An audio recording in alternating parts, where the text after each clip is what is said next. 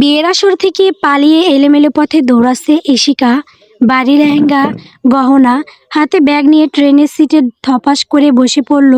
ট্রেনে থাকা সবাই চোখ ইশিকার দিকে। সবার আকর্ষণের কারণ বিয়ের সাজ। একটা মহিলা তো নিজের কৌতূহল দমাতে না পেরে প্রশ্ন করেই বসলো, এই মাইয়া, তুমি বিয়া বাইতে পালাইয়াইছো নি কেন আন্টি? চোখে দেখেন না বিয়ের লেহেঙ্গা? স্বাভাবিক বিয়ে থেকেই পালিয়ে আসছি, এই শিকার কটকটে উত্তরে মহিলা বেজায় রাগ করলেন, যা তার মুখ দেখলে যে কেউ বুঝতে পারবে। কিন্তু ইশিকা সেদিকে পাত্তা দিল না। সে সিটে আরেকটু হেলে বসে চোখ বন্ধ করলো। বাড়িতে নিশ্চয়ই এতক্ষণে তুলকালাম কাণ্ড। ইশিকার বুঝে আসে না কি দরকার আছে জোর করে বিয়ে দেওয়ার। সে 4টা বছর একটা ডাফারের পিছনে নষ্ট করেছে। এখন তার মতে ছেলে মানুষ মানেই খারাপ, এদের বিয়ে করাই উচিত না। আবার ভাবলো, হবু বরটা কি বেশি হ্যান্ডসাম? একবার দেখা উচিত ছিল। ছোটবেলায় মনে হয় একবার দেখেছিল। তার আফসা মনে পড়ে, বড় হয়ে নিশ্চয়ই অনেক হ্যান্ডসাম হয়ে গেছে। ইস, না দেখে পালিয়ে আসাটা বোকামি হয়ে গেল।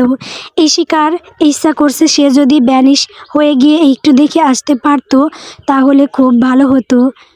অন্যদিকে ইশতিয়াক আহমেদ রাগে আগুন। মেয়ের এমন কাজকর্মে শেষমেশ তার মেয়েটা নিজের জায়গায় কাজের মেয়েকে বসিয়ে রেখে পালালো। সি, লজ্জায় আর তার মাথায় উঁচু করার ইচ্ছে হচ্ছে না। প্রত্যয় এগিয়ে আসলো, আঙ্কেল আপনি চিন্তা করবেন না, আমি দেখছি কি করা যায়। আর কি করবে বাবা, মেয়েটা তো মুখে চুন কালি দিয়ে পালিয়েই গেল। তুমি বাবা অন্য মেয়েকে বিয়ে করে ফেলো। বিয়ে করলে তো আমি আপনার মেয়েকেই বিয়ে করব। আকাশ পাতাল যেখানেই থাকুক সেখান থেকে খুঁজে বিয়ে করব। ভাই সাহেব, মেয়ে যেহেতু বিয়ে করতে চায়নি তাহলে জোর করে বিয়ে দেওয়ার কি দরকার ছিল? এখন দেখেন এতগুলো মানুষের সামনে অপমানিত হতে হলো। রাফিদা বেগমের কথার বিপরীতে প্রত্যয় বলল, চুপ করো মা, এইসব এখন বলার সময়। রাফিদা বেগম থমথমে মুখে স্বামীর মুখের দিকে তাকালো, তবে আসিফ মির্জা ভাবাবেগ দেখালেন না। বন্ধুকে সান্ত্বনাসূচক বাক্য না বলে আসিফ মির্জা বললেন, তুই চিন্তা করিস না বন্ধু, তোর মেয়ে আমার ছেলের বউ হবে। আমার ছেলে পাতাল থেকে হলেও তোর মেয়েকে খুঁজে আনবে। যা বাপ, এখনই খোঁজা শুরু কর। এভাবে খুঁজে এনেও লাভ নেই বাবা, আমি চাই ও আমাকে নিজের ইচ্ছায় বিয়ে করুক। তুমি এখানে সব সামলে নিও, আমি তোমার বৌমাকে খুঁজে নিয়েই বাড়ি ফিরব। ইশিকা ট্রেনের জানালা দিয়ে বাইরে তাকিয়ে রইল। তার এখন কান্না পাচ্ছে। বাবা মাকে ছেড়ে সে একা থাকবে কিভাবে? কাউকে এই কথাগুলো শেয়ার করতে না পেরে সে নিজেই নিজের ফেক আইডির সাথে সব সমস্যা শেয়ার করছে। এই অভ্যাস তার অনেক বছরের। নিজের ভাবাবেগ অন্যের কাছে প্রকাশ না করে নিজেই নিজের কাছে বলা। তার মতে একজন আরেকজনের কষ্ট বুঝতেই পারে না, তাহলে বলে লাভ কি? কোনো লাভ নেই, উল্টো লস, কারণ বিপরীত পক্ষের মানুষ ইমোশন নিয়ে মজা নেয়। এর থেকে ভালো সব কথা নিজের কাছেই থাকুক। অনেকক্ষণ নিজের ফেক আইডির সাথে কথা বলার পর তার মনে পড়ল, সে তো তার সব জামা কাপড় আনতেও পারেনি। সেগুলো যদি তার মা তার ছোট বোনকে দিয়ে দেয়। ইয়া আল্লাহ, এইটা আমি কি করলাম? হায় আল্লাহ, আমার এত সুন্দর সুন্দর জামা। ইশিকার মনে মনে আফসোসের সীমা রইল না। তার এখন চিৎকার করে কান্না করতে ইচ্ছা করছে। বাবা মাকে মিস করার কষ্টটা যাও একটু কম ছিল, কিন্তু এখন তো তার সুন্দর সুন্দর জামার কষ্ট বেশি হচ্ছে। নিজেই নিজেকে বলল, ইশিকার বাচ্চা, তোর উচিত এক গ্লাস পানিতে ডুবে মরে যাও। কি বোকার মতো কাজ করলি তুই? বস্তার ভেতর ভরে সব জামা কাপড়গুলো নিয়ে আসলেও পারতি তুই। দূর দূর। ইশিকার ভাবনার মধ্যে একটা মেয়ে বলল, আপু কি পালিয়ে এসেছেন? কেন বাপু, তুমি চোখে দেখো না? আমার গেট আপ দেখে তো বোঝাই যাচ্ছে পালিয়ে এসেছি। আরে আপু রাগ করেন কেন? আমি তো এমনি জিজ্ঞেস করলাম। তা আপু প্রেমিকের সাথে পালাচ্ছেন? ইশিকা খিটখিটে মেজাজে জবাব দিল, না, একাই পালাচ্ছি। একা পালিয়ে কোথায় যাচ্ছেন? ঢাকা যাচ্ছি। ও, আমিও তো ঢাকা যাচ্ছি। ঢাকা কোথায় যাচ্ছেন আপু? ইশিকা এবার শান্ত কণ্ঠে বলল, তা তো জানি না। আমার বাসায় যাবেন? আপনার বাসায় থাকবো আপনার সাথে। হ্যাঁ ইশিকার কেমন সন্দেহ হলো। একটা মানুষ তাকে চিনে না জানে না, হুট করে এসে এইসব কেন বলছে। মেয়েটা ইশিকার মনে কথা হয়তো বুঝতে পারলো, তাই বলল, আমার নাম নেহা। আমি 8 বছর আগে ঠিক তোমার মতোই বাড়ি থেকে পালিয়ে এসেছিলাম, কিন্তু আমি যার জন্য এসেছিলাম সে আসেনি। এরপর আমি আর বাড়ি ফেরার সাহস করিনি। করতামই বা কীভাবে? বাড়িতে চিঠি লিখে পাঠিয়ে এসেছিলাম, ফিরে যাওয়ার মতো মুখ ছিল না। ঢাকা শহরে থাকার জন্য বাসার চাকরি জোগাড় করতে কত কষ্ট হয় তা আমি বুঝি। ইশিকার এখনও বিশ্বাস হলো না। তার মনে হলো মেয়েটা তাকে গল্প বানিয়ে শোনাচ্ছে হয়তো, তাই সে মিথ্যা বলল, না থাক আপু, ধন্যবাদ, আমি আমার এক ফ্রেন্ডের বাসায় উঠবো, ও মাত্রই আমাকে মেসেজ করলো। এই বলে অন্যদিকে জানলার দিকে ঘুরে চোখ বন্ধ করলো। এই মেয়ের জ্ঞান জ্ঞান শোনার চাইতে একটু ঘুমিয়ে নেওয়া ভালো। ইশিকা এদিক ওদিক হাঁটছে। ট্রেন থেকে নেমেছে প্রায় 1 ঘন্টা হয়ে গেল। কোথায় যাবে, কি করবে, কিছুই তার মাথায় আসছে না। এদিকে রাত বেড়েই চলেছে। টুলেট দেখে এক বাসায় গেল রুম ভাড়ার জন্য। বাড়ির ভেতরে ঢুকতেই ক্যাটক্যাটে শব্দে এক বৃদ্ধ বলল, কি দরকার? রুম রুম ভাড়া নিব। তুমি কি পালিয়ে আসছো নাকি? এরকম পোশাক পরে কেউ রুম ভাড়া নিতে আসে নাকি? ইশিকার ইচ্ছে করছে বুড়োটার মাথায় একটা বাড়ি দিতে। নিজের রাগ সংযত করলো কোনো মতে। হ্যাঁ, পালিয়ে এসেছি আঙ্কেল, রুম কি ভাড়া দিবেন? পালিয়ে আসা মেয়ে মানুষের কাছে রুম ভাড়া দিব না। ইশিকা হনহন করে গেট দিয়ে বাইরে বের হয়ে আসলো। এসে নিজের রাগ ঝাড়তে লাগলো নিজের ফেক আইডির ওপর। অনেকগুলো বাড়ি দেখলো, কিন্তু কোনো বাসায় ব্যাচেলর মেয়ে থাকতে দিবে না। সামনে হাঁটতেই আরেকটা টুলেট লাগানো বাড়ি দেখতে পেল। 2 তলা বাড়ি।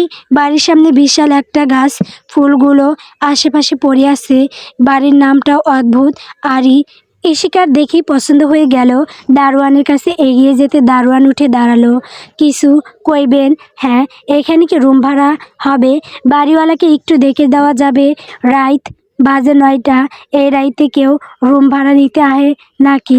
এত বেশি কথা না বলে একটু বাড়িওয়ালাকে ডেকে দেন না। দারোয়ান আর কথা বাড়ালো না। মেয়ে মানুষের সাথে কথাই পারবে না, তাই সে খালাম্মা খালাম্মা ডাকতে ডাকতে ভেতরে চলে গেল। কিছুক্ষণ পরই একজন ভদ্রমহিলাকে নিয়ে ফিরলেন। কি মা, এত রাতে তুমি রুম ভাড়া নিবে? জি আন্টি। তা তোমার কি আজকেই বিয়ে হলো? তোমার স্বামী কোথায়? না আন্টি, আমার বিয়ে হয়নি। আমার সৎ মা আমাকে অনেক অত্যাচার করে, আমাকে দিয়ে বাসার সব কাজ করায়। এগুলো তবু আমি মেনে নিয়েছিলাম, কিন্তু এক বুড়ো লোকের সাথে বিয়ে দিয়ে দিতে চেয়েছিল, তাই আমি সেখান থেকে অনেক কষ্টে পালিয়ে খুলনা থেকে ঢাকা আসলাম। এই বলে ইশিকা ন্যাকা কান্না শুরু করে দিল। ভদ্রমহিলার মন গলে গেল। সে আদুরে ভঙ্গিতে কাছে টেনে নিল, সান্ত্বনার সুরে বলল, থাক মা, কান্না করো না, এসো ভিতরে এসো। ভদ্রমহিলা ইশিকাকে রুম দেখিয়ে দিলেন। 2 রুমের একটি ফ্ল্যাট। বেলকনিতে দাঁড়ালে বাহিরটা খুব সুন্দর করে দেখা যায়। এই হলো তোমার রুম, পছন্দ হয়েছে? জি আন্টি, খুব পছন্দ হয়েছে। তাহলে আমি যাই, তুমি থাকো। আমার ছোট মেয়েকে দিয়ে খাবার আর বালিশ কাঁথা পাঠিয়ে দিচ্ছি। তুমি তো কিছুই আনোনি।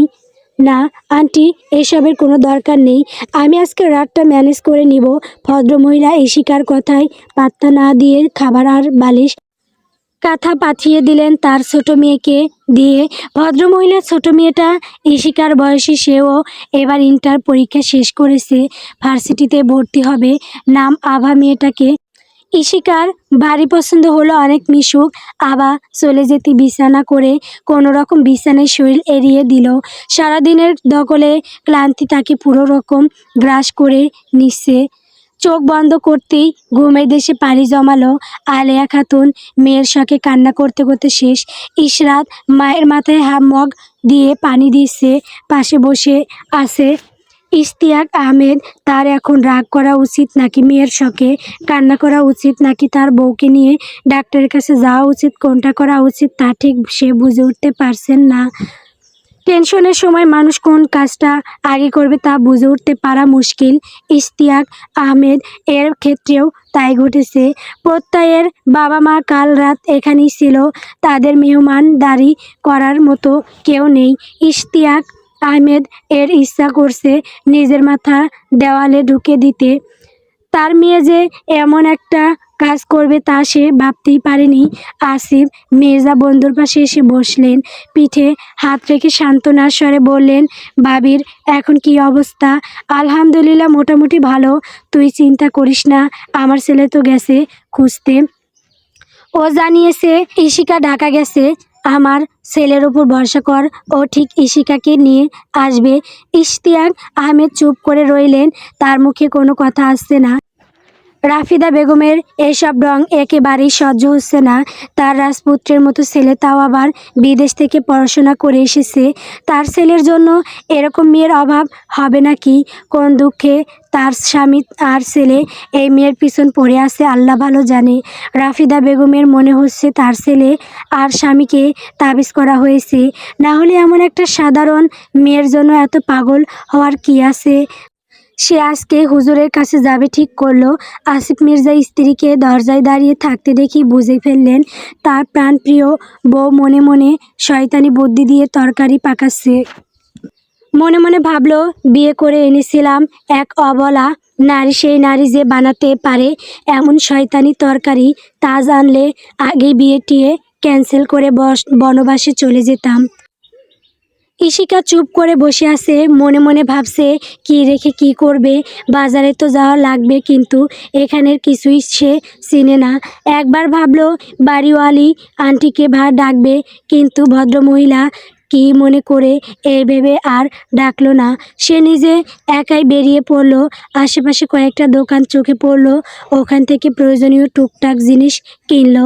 একটা রিক্সা ডাক দিয়ে বাজারের উদ্দেশ্যে চলে গেল। বাজারে এত মানুষ দেখে ইশিকার মনে হচ্ছে সে এখনই মাথা ঘুরে পড়ে যাবে। এত মানুষ, তার উপর চেঁচামেচি, মাছের গন্ধ, সব মিলিয়ে একাকার অবস্থা। কেনাকাটা সেরে বাড়ি ফিরে পথে আরেক ঝামেলাও, এত জিনিস নিয়ে সে 2 তলায় উঠবে কি করে। রিক্সাওয়ালা চলে গেল, দারোয়ানটা ও নেই, নির্ঘাত সিগারেট খেতে চলে গেছে। একটা ছেলেকে এগিয়ে আসতে দেখে ইশিকা কিছুটা সরে দাঁড়ালো। হেল্প করব। ইশিকার আর ছেলেটা আজকেই প্রথম দেখা, কিন্তু এরকম করে বলল যেন কত বছর পরিচিত তারা। ইশিকা কিছু বলল না। ছেলেটার সাহায্য নেওয়ার তার একদমই ইচ্ছে নেই। ছেলেটা জিনিসপত্র নিয়ে উপরে উঠতে লাগলো। ইশিকা মনে মনে ভাবলো, যা বাবা, নিতেও তো বললাম না, তার আগেই নিয়ে নিল। আবার এমন করে হাসছে যেন আমার ফ্ল্যাট কোনটা সেইটা সে ভালো করেই জানে। ইশিকা দ্রুত ছেলেটার পিছন পিছন গেল। বাড়িওয়ালি আন্টি ছেলেটার সামনে দাঁড়ানো, কিছু একটা নিয়ে বকছে। ইশিকা দ্রুত উঠে আসলো। আন্টি, ওনাকে কিছু বলবেন না প্লিজ, উনি তো আমার হেল্প করছিলেন। আমি এখনই ওনাকে চলে যেতে বলছি, আপনি রাগ করবেন না প্লিজ। ভদ্রমহিলা ও ছেলেটা দুজনেই হেসে দিলেন। ইশিকা বোকা হয়ে দাঁড়িয়ে রইল। এটা আমারই ছেলে, সকাল সকাল না বলে বের হয়ে গেছে, তাই একটু শাসন করছিলাম। ইশিকা মাথার চুলকে বোকা বোকা হাসি দিল। রিজভি ব্যাগগুলো নিচে রেখে বলল, হাই, আমি রিজভি। হ্যালো, আমি ইশিকা। আবার রাইফা বেগম বসে আছে ইশিকার ঘরে। ইশিকা চা বানিয়ে নিয়ে আসলো। আবার সাথে তার বন্ধুত্বটা দুদিনে ভালোই জমে উঠেছে। রাইফা বেগমের সাথে সম্পর্কটা আরও ভালো হয়েছে। 3 জন লুডো খেলবে বলে ঠিক করলো। যেই ভাবা সেই কাজ, আবার লুডো কোড নিয়ে আসলো। ইশিকা ভাবতেও পারেনি এত সহজে এত ভালো মানুষদের সাথে তার পরিচয় হয়ে যাবে। তার কেমন যেন সব কিছু স্বপ্ন মনে হচ্ছে। একটা দিন পেরিয়ে গেল বাবা মাকে ছাড়া। তারা কেমন আছে, কি করছে তা কিছুই জানে না সে। আবা হাতে তুড়ি বাজাতে ঈশিকা বাস্তব জগতে ফিরে আসলো। এই ঈশিকা, কি হয়েছে তোমার? কোথায় হারিয়ে গেলে? কোথাও না, চলো খেলা শুরু করি। রাইফা বেগম হয়তো ঈশিকার মন বুঝতে পারলেন, আদুরে কণ্ঠে বললেন, বাসে কোথা মনে পড়ছে? ঈশিকা ছোট্ট স্বরে জবাব দিল, হুঁ। আভা এসে ঈশিকাকে জড়িয়ে ধরল। মন খারাপ করো না। ঈশিকার চোখ বেয়ে জল গড়িয়ে পড়ল। রাইফা বেগম তা মুছে দিয়ে দুজনকে বুকে জড়িয়ে ধরলেন। এর ভিতর রিজভী এসে হাজির। বাবা, এখানে দেখি ইমোশনাল সিন চলছে। আমার কি আজকে না খেয়ে ঘুমিয়ে পড়া উচিত? রিজভীর কথা শুনে তিনজনই একসাথে হেসে দিল। রাইফা বেগম ঈশিকার উদ্দেশ্যে বলল, আয় তুই ও আমাদের সাথে খেয়ে নে। ঈশিকা নাচক করলেও আভা জোর করে নিয়ে গেল। খাওয়া শেষ করে ফ্ল্যাটে আসতে গিয়ে রিজভির সাথে ধাক্কা খেয়ে পড়ে যেতে নিলে রিজভি হাত ধরে ফেলে বিড়বিড় করে বলল, তবে কি বসন্ত এলো প্রেমাঙ্গিনী? হাত টান দিতেই রিজভির বুকে আছড়ে পড়ল ঈশিকা। ঈশিকার নরম তুলতুলে গালগুলো রিজভির বুক ছুঁই ছুঁই। তার খুব করে ইচ্ছে করছে নরম গালগুলোই চুমু এঁকে দিতে। ঈশিকার থাপ্পড় খেয়ে রিজভির হুঁশ ফিরল। এইটা সে কি করতে নিয়েছিল? সি, নিজের ওপরই নিজের লজ্জা লাগছে। ঈশিকা দৌড়ে চলে গেল। রিজভি ওখানেই গালে হাত দিয়ে আরও কিছুক্ষণ দাঁড়িয়ে রইল। ঈশিকা বিছানায় শুয়ে এপাশ ওপাশ করতে লাগলো। গতকালের ঘটনাটা তার মনে গেঁথে গেছে। এই চিন্তায় রাতে ঘুমাতে পারেনি, ঘর থেকেও বাহির হয়নি। রাইফা বেগম এসেছিল এটা বলতে যে ভার্সিটিতে ভর্তি হতে যেন আভা আর রিজভির সাথে যায়, কিন্তু ঈশিকা নিয়ে বেনিয়ে মানা করে দিল। আবাও যাওয়ার সময় এসেছিল তাকে ডাকতে, কিন্তু সে শরীর খারাপের বাহানা দিয়ে নাসুক করে দিয়েছে। রিজভিকে কি তার সরি বলা উচিত? আবার নিজেই ভাবলো, দূর, সরি কেন বলবে? ওর নিজের কোনো ভুল আছে নাকি? সরি বললে রিজভির বলা উচিত। দূর, কাল নিজে একাই যাবে ভার্সিটিতে ভর্তি হতে। এইসব ভেবে ভেবে কাটিয়ে দিল সারাদিন। আহমেদ বিলা এখন শান্ত। প্রতিদিনের মতো আলিয়া খাতুন নাস্তা বানিয়ে টেবিলে সাজিয়ে রাখছে, কিন্তু প্রতিদিনের মতো তার মুখে অফুরন্ত কথার ভাণ্ডার নেই, যেন তা পুরোটাই ফুরিয়ে গেছে। যার জন্য কথার ভাণ্ডার প্রয়োজন, হয়তো সে নেই দেখেই হয়তো এত নিস্তব্ধতা বিরাজমান। ইশতিয়াক আহমেদ নাস্তার টেবিলে এসে বসতেই আলিয়া খাতুনের ধীর কণ্ঠে বলল, মাইয়াডার কি খবর? ভালোই আছে। বারাবাসায় থাকে তোমার মেয়ে। এত বড় বাড়ি থাকতে বারাবাসায় থাকে, থাকুক, তাতে আমার কি? যার যা খুশি করুক। আলিয়া খাতুন আর কথা বাড়ালেন না। তিনি জানে এখন কথা বাড়ালে ঝগড়া সৃষ্টি হবে, তার থেকে চুপ থাকাই ভালো। তার এখন ঝগড়া করার কোনো রকম ইচ্ছা নেই। তার ইচ্ছা করছে বাড়ি ঘর ছেড়ে একেবারে জন্য বড় মেয়ের কাছে চলে যেতে। ঈশিকা অনেক আদরের, কারণ আলিয়া খাতুনের বিয়ের 7 বছর পর ঈশিকা জন্ম নেয়। পুরো বাড়িতে খুশির আমেজ ছড়িয়ে পড়েছিল। ভার্সিটির সামনে দাঁড়িয়ে আছে ঈশিকা। বিল্ডিংয়ে বড় বড় অক্ষরে ভার্সিটির নাম লেখা আছে। সেদিকে এক পলক তাকিয়ে মাঠের দিকে তাকালে অনেক মানুষের আনাগোনা। ঈশিকা ভাবছে, গল্প সিনেমার মতো তাকে কি সিনিয়ররা র্যাক দিবে? এই ভাবতে ভাবতে ভেতরে ঢুকে গেল। সিঁড়ির কাছে আসতেই ঈশিকার ভাবনাই সত্যি হলো। লম্বা করে একটা ছেলে এসে তাকে র্যাক দিতেই নিবে, তার আগে সে একটা থাপ্পড় মেরে বসে। থাপ্পড় মেরেই সে গায়েব হয়ে যায়। ভাগ্যিস কেউ দেখেনি, না হলে এতক্ষণে ভিড় জমে যেত। ভর্তি কার্যক্রম শেষ করে ক্লাসে এসে বসলো। নিজেকে এলিয়ান মনে হচ্ছে ঈশিকার। সবাই জোড়ায় জোড়ায় বসে আছে, কেউ বা 4-5 জন এর সাথে আড্ডা দিচ্ছে, কিন্তু সে একা বসে আছে। আজকে আভা যদি তার ডিপার্টমেন্ট এর হতো, তাহলে এরকম এলিয়েন মনে হতো না নিজেকে। হঠাৎ একটা মেয়ে এসে ঈশিকার পাশে বসে পড়ল। হাই, আমি সাবা, আজকে নতুন। আমি ঈশিকা। ওকে, তাহলে চলো বন্ধু হই। ঈশিকার মনে মনে সংকোচ হচ্ছিল, কিন্তু সামনাসামনি মুচকি এসে বলল, ঠিক আছে, হওয়াই যায়। সবার সাথে অনেকক্ষণ আড্ডা দেওয়ার পর ক্লাসে সিনিয়র প্রফেসর আসে। আজ তোমাদের নতুন প্রফেসর তোমাদের ক্লাস নেবে। এই বলতেই ক্লাসে নতুন প্রফেসর প্রবেশ করলো। উনি হলেন কাব্য মির্জা। তোমাদের নতুন প্রফেসর, তাহলে তুমি ক্লাস শুরু করো, আমি চলে যাই। এই বলে সিনিয়র প্রফেসর ক্লাস থেকে চলে গেলেন। ঈশিকা নতুন প্রফেসরকে দেখেই মাথা নিচু করে বসে পড়ল। আরে এইটা তো ওই ছেলে যাকে নিচে র্যাক দিবে ভেবে থাপ্পড় মারলাম।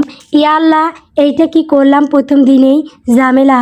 ঈশিকাকে এমন মাথা নিচু করে বিড়বিড় করতে দেখে শাবাশ জিজ্ঞাসা করলো, কিরে তোর কি হয়েছে? ঈশিকা কোনো রকম সব ঘটনা খুলে বলল। শাবা উচ্চস্বরে হেসে ফেলল। পুরো ক্লাস যে তাদের দিকে তাকিয়ে আছে সেদিকে তাদের কোনো লক্ষ্যই নেই। এই তোমরা দুজন উঠে দাঁড়াও। পুরুষালী বাড়ি কণ্ঠস্বর শুনে ঈশিকা আর শাবা দাঁড়িয়ে পড়ল। কী সমস্যা তোমাদের? শাবা মাথা নিচু করে দাঁড়িয়ে রইল। ঈশিকা কী বলবে বুঝে উঠতে পারছে না। সরি স্যার, কোনো রকম এতটুকু শব্দ বলে ঈশিকা থামল। রাগে প্রফেসর কাব্যের চেহারা রক্তিম বর্ণ ধারণ করলো। ইচ্ছা করছে মেয়ে দুটোকে ঠাটিয়ে দুটো চর মারতে, কিন্তু ভাগ্যের নির্মম পরিহাস যে সে এখন শিক্ষক, এরকম কাজকর্ম তার পেশার সাথে মানাবে না। এছাড়া আজকে তো প্রথম দিনে এরকম একটা বাজে সিনক্রিয়েশন সে তৈরি করতে চায় না। এমনিতে প্রথম দিনে অকারণে থাপ্পড় খেয়ে বাজে সিনক্রিয়েশন তৈরি হয়ে গেছিল, সেইটা সে ভোলার চেষ্টা করছে।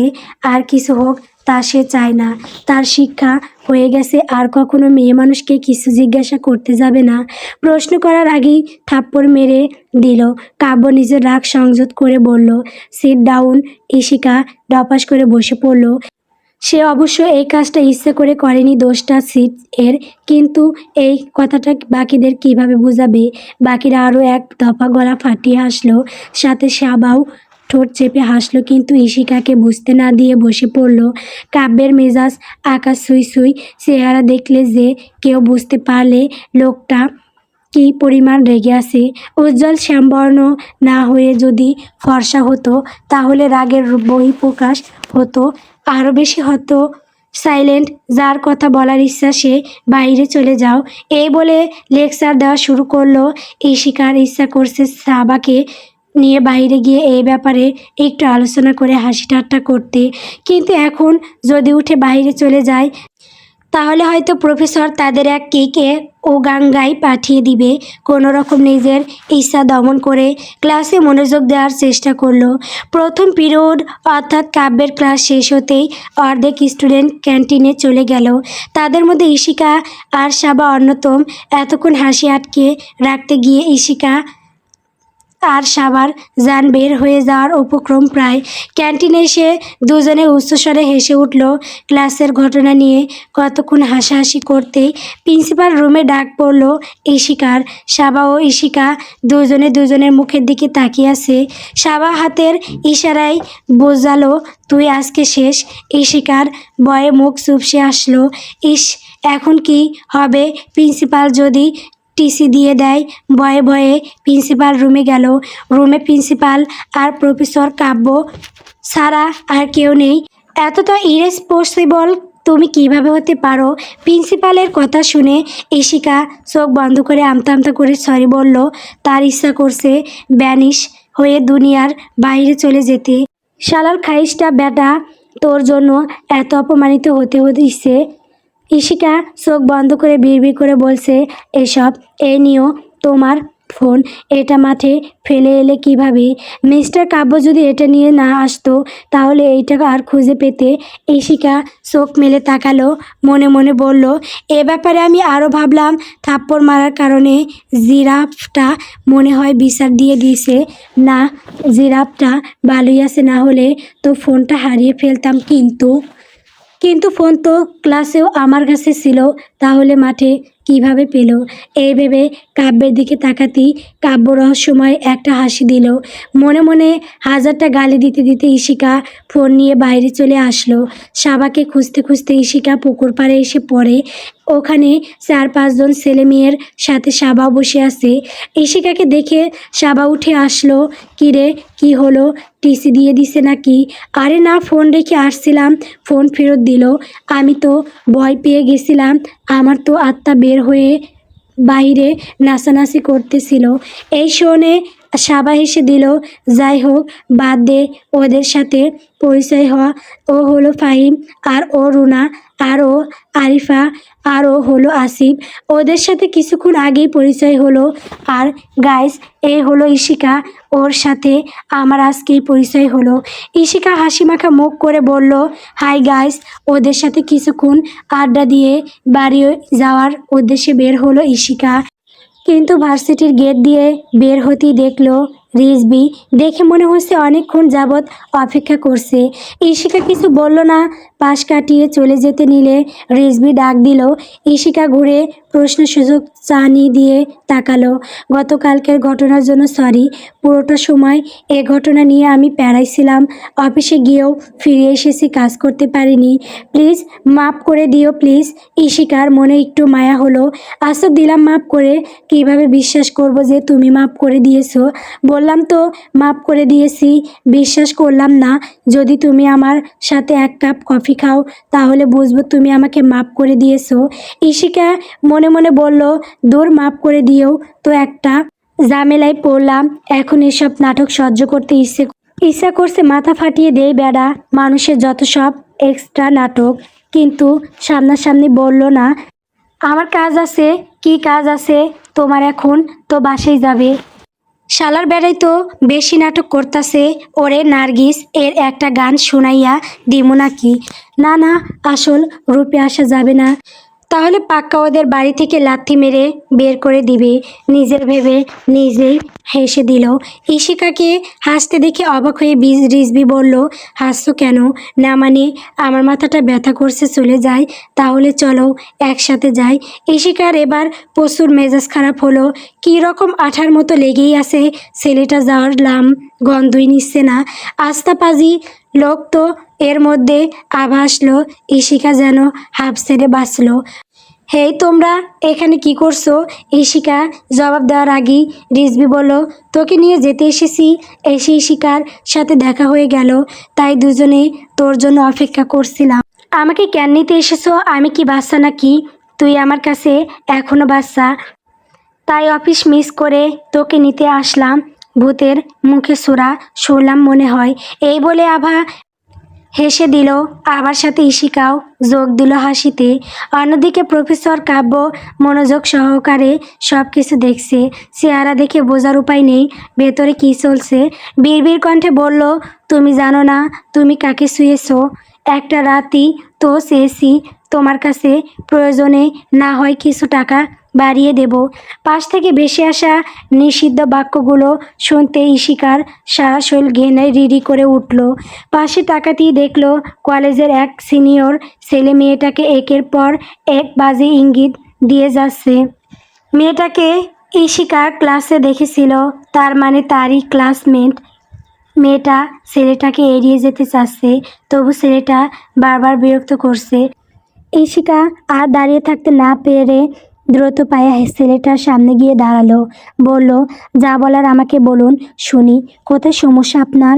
ছেলেটা প্রথমে একটু বিরক্ত হলো, কিন্তু ইশিকার পা থেকে মাথা অবধি পরক করে ঠোঁটে বাঁকা হাসি ঝুলিয়ে বলল, তাহলে সুন্দরী আজ রাতে। ছেলেটা কথা শেষ করার আগে ইশিকা ছেলেটার মেন পয়েন্টে বরাবর লাথি মারল। সাথে রুক্ষ কণ্ঠে বলল, এখানেই তো সব সমস্যা নেই। এবার ছেলেটা তাল সামলাতে না পেরে কয়েক কদম পিছিয়ে গেল। ইশিকা আর এক মুহূর্ত না দাঁড়িয়ে ক্লাসে আসার জন্য পা বাড়ায়। ছেলেটার ফর্সা মুখ রক্তিম বর্ণ ধারণ করেছে। সে নিজেকে সামলে নিয়ে ইশিকার দিকে দিয়ে যায়। পিছন থেকে হাত মুচড়ে ধরে ইশিকার গলা চেপে ধরার জন্য যখন অন্য হাত বাড়িয়ে দিল, ঠিক তখনই আরেকটি পুরুষালী হাত এসে ছেলেটার হাত চেপে ধরল। ইশিকা চোখ বন্ধ করে ফেলে, কিন্তু আশাকৃত কোনো আঘাত না পেয়ে চোখ মেলে তাকিয়ে দেখল কাব্য স্যার ছেলেটার হাত চেপে ধরে রক্তরাঙা চোখে তাকিয়ে আছে। ছেলেটার নাক বরাবর ঘুষি দিয়ে কলার চেপে ধরল কাব্য। রাগে তার মুখ দিয়ে কথা আসছে না, ইচ্ছে করছে আরও কয়েকটা ঘুষি দিয়ে চেহারার নকশা বদলে দিতে। কোনো রকম নিজেকে সংযত করে ধাক্কা দিয়ে ছেলেটাকে সরিয়ে দিল। ছেলেটা রাগে ফুঁসতে লাগলো, কিন্তু কাব্য এখানে প্রফেসর তাই আর কিছু বলল না। এতক্ষণে আশেপাশে লোকজনের ভিড় জমে গেছে। এর মাঝে পিয়ন এসে বলল, এই যাও, এখানে ভিড় করো না, যাও। সবাই যেতেই লোকটা একবার ছেলেটার দিকে দেখলো, নাক দিয়ে রক্ত ঝরছে। তারপর কাব্যের উদ্দেশ্যে ফিসফাসানো কণ্ঠে বলল, স্যার, কামরা তো ঠিক করলেন না, হেই তো এমপি পোলা। কাব্য সেদিকে পাত্তা না দিয়ে ইশিকার দিকে তাকিয়ে ধমকের স্বরে বলল, যাও, ক্লাসে যাও, এখানে দাঁড়িয়ে আছো কেন? ইশিকা কোনোরূপ বাক্য ব্যয় না করে ক্লাসে চলে গেল। ক্লাসে যেতেই সাবা ও অন্যরা তাকে চেপে ধরল কী হয়েছে তা জানার জন্য। কিন্তু ইশিকা কিছু বলে ব্যাগে মুখ গুজে চুপচাপ বসে রইল। কিছুক্ষণ পরই কাব্য ক্লাসে ঢুকলো। ইশিকার দিকে এক নজর তাকিয়ে লেকচার দেওয়া শুরু করলো। কিন্তু ক্লাসে কেউ মনোযোগী না, সবাই একটু আগের ঘটনা নিয়ে কানাঘুষা করছে। ইশিকার এসব বিরক্ত লাগছে। সে আর এক মুহূর্ত ক্লাসে না বসে বাইরে চলে গেল। ইশিকার পিছন পিছন সাবাও গেল। কাব্য ক্লাস শেষ করে ইশিকাকে খুঁজতে খুঁজতে পুকুর ঘাটে এসে দাঁড়ালো। ইশিকা পানিতে পা ডুবিয়ে বসে আছে। পাশে বসা সাবা কাব্য ইশারায় সাবাকে উঠে যেতে বলল। ইশারা বুঝতে পেরে বিনা বাক্য ব্যয়ে সাবা উঠে চলে গেল। সাবা উঠতেই কাব্য গিয়ে ইশিকার পাশে বসে পড়ল। ইশিকার ভাবনায় এতটাই মশগুল যে এতক্ষণও বুঝতে পারল না তার পাশে কাব্য এসে বসেছে। ধাক্কা দিয়ে পানিতে ফেলে দেই। হঠাৎ পুরুষালী কণ্ঠস্বর শুনে চমকে উঠল। পাশে তাকিয়ে কাব্যকে দেখতে কিছুটা শান্ত হলো। কাব্যের কথা বিপরীতে কোনো উত্তর দিল না। ইশিকা আবার পা ডুবিয়ে পানির দিকে তাকিয়ে রইল। প্রিন্সিপাল রুমে যেতে হবে। ইশিকার এবার হুঁশ আসলো। সে অবাক কণ্ঠে বলল, কেন? কারণ তুমি যে ছেলেটার ওই জায়গায় মেরেছো সে এমপির ছেলে। ইশিকা কিছুটা ঘাবড়ালেও তার সামনাসামনি প্রকাশ করলো না। আপনিও তো মেরে নাক ফাটিয়ে দিছেন, আর তুমি লাথি মেরে ছেলেটার বংশের বাতি নিভিয়ে দেওয়ার চেষ্টা করেছিলে। আর নাক তো তোমার জন্যই ফাটালাম, বা লাড়কি নে ওকাদ দেখা দিয়া। এই বলে কাব্য উঠে চলে গেল। ইশিকা মুখ ভেংসি কেটে পিছন পিছন যেতে যেতে কাব্যের 14 গোষ্ঠী উদ্ধার করলো।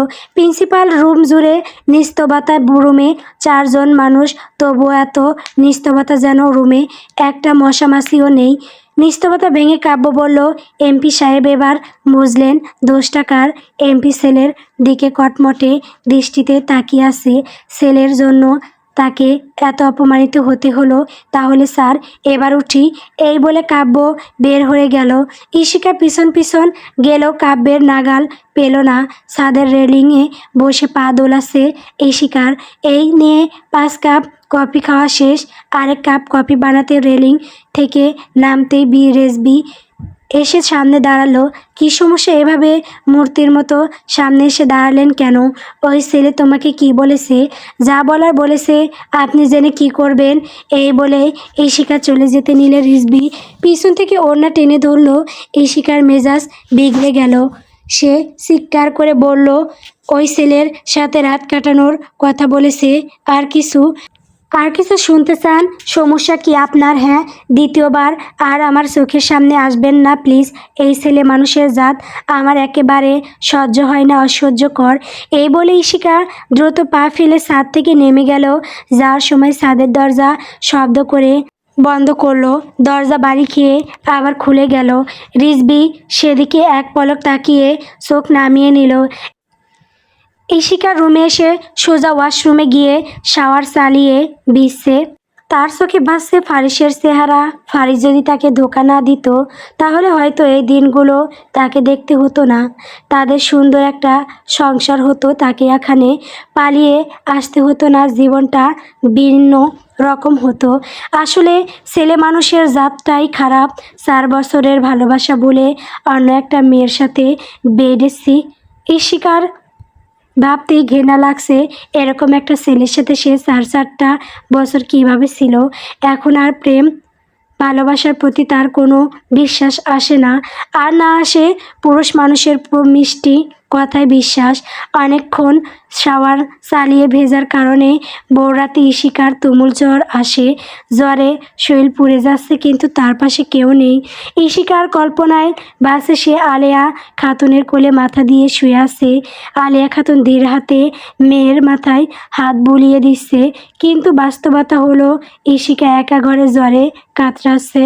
তার পাশে কেউ নেই, পুরো ঘর অন্ধকারে আচ্ছন্ন। সকাল পেরিয়ে দুপুর হতে চলল, ইশিকা ঘর থেকে বের হচ্ছে না। প্রতিদিন সকালে উঠেই তো মেয়েটা বাড়ির আনাচে কানাচে ঘুরতে থাকে। এই ভাবতে ভাবতে রাইফা বেগম দরজায় নক করলেন।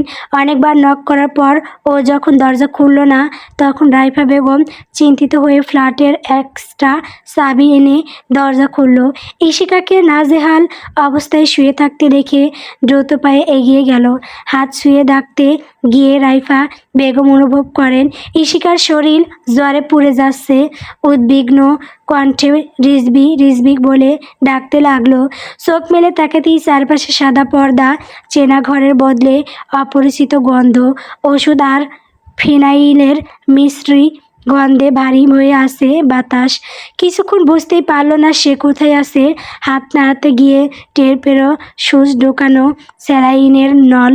ইশিকার কণ্ঠ ভারী হয়ে আসছে, কোনোভাবে কথা বলতে পারছে না, তবু অনেক কষ্ট করে বিড়বিড় করে বলল, আমি কোথায়?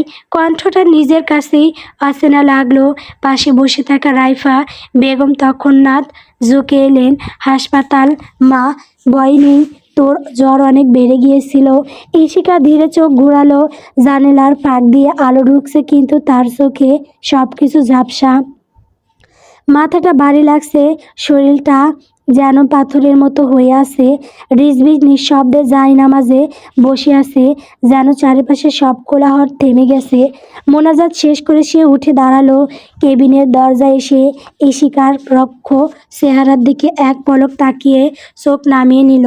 রিজভির চোখে পড়ল ইশিকার নড়াচড়া। সে এগিয়ে এসে ধীর বলল, কি হয়েছে? খারাপ লাগছে? বলো আমাকে, ডক্টর ডাকবো? ইশিকা কথা বলতে চাইল, কিন্তু কণ্ঠে শক্তি নেই। চোখ বেয়ে এক ফোঁটা জল গড়িয়ে পড়ল। রিজভি অপ্রস্তুত হয়ে বলল, কাঁদছো কেন? আমি তো আছি। আমি আমি বাসায় যাব। কথাটা বলে ইশিকা চোখ বন্ধ করলো। রিজভি গম্ভীর কণ্ঠে বলল, না, এখন বাসায় যাওয়া যাবে না। ইশিকা অবাক হয়ে তাকালো, কেন? আমি তো ঠিক আছি। রিজভির চোয়াল শক্ত হয়ে উঠল। ঠিক আছো? জ্ঞান হারিয়ে পড়েছিলে, শরীরে জ্বর পড়েছিল, আর এখন বলছো ঠিক আছো? এক পা এগিয়ে এসে সে বলল, তুমি যদি বাসায় যাও আর আবার কিছু হয়, তখন এর দায় বার কে নেবে? ইশিকার চোখে পানি টলমল করছে।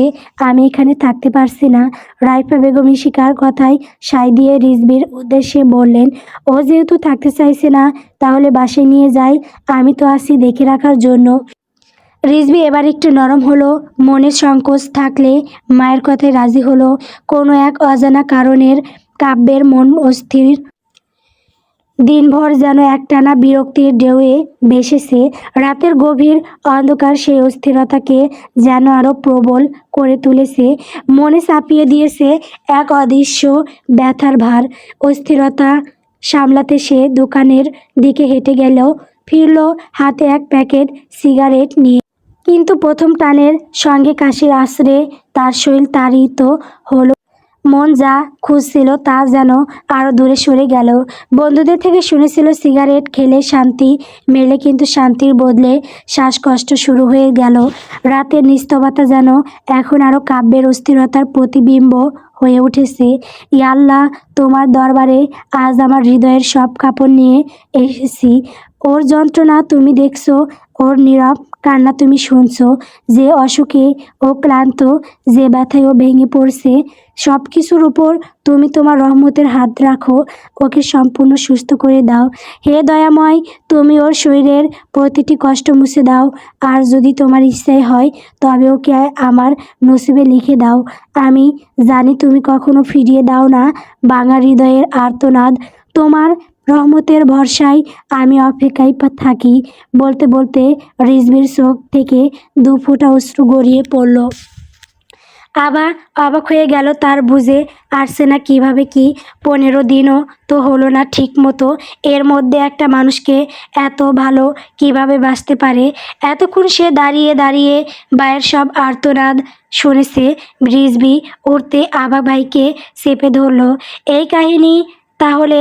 রিজভি বিরক্তিকর কণ্ঠে বলল, তুই নক না করে আমার রুমে এসেছিস কেন? ভদ্রতা নেই তোর মধ্যে? আবার দুষ্টুমি বলা হাসি দিয়ে বিড়বিড় করে বলল, নক করে আসলে কি এত সুন্দর কাহিনীটা জানতে পারতাম নাকি? ইশিকাকে ভাবি হিসেবে কিন্তু হেব্বি মানাবে। মাকে কিছু বলবো না, চিন্তা করো না, চালিয়ে যাও। এই বলে আবার দৌড়ে রিজভির ঘর থেকে বের হয়ে গেল। সে জানে এখন এখানে দাঁড়িয়ে থাকলে রিজভি ইচ্ছা মতো মাইর দিবে। রাইফার বেগম ধীরে ধীরে ইশিকার মাথায় হাত বুলিয়ে দিচ্ছিলেন। আগের থেকে অনেকটা সুস্থ ইশিকা, শরীরে এখন অনেকটাই শক্তি ফিরে এসেছে। তবু মুখের দিকে তাকালেই বোঝা যায় জ্বর তাকে কতটা যন্ত্রণা দিয়েছে। চোখের নিচে কালি, গালে শুকনো রেখা, ঠোঁটের কোণে মলিন হাসি, সব মিলিয়ে তার চেহারায় লেগে আছে অসুস্থতার ছাপ। ঘরে থেকে একঘেয়েমি লেগে গেছে।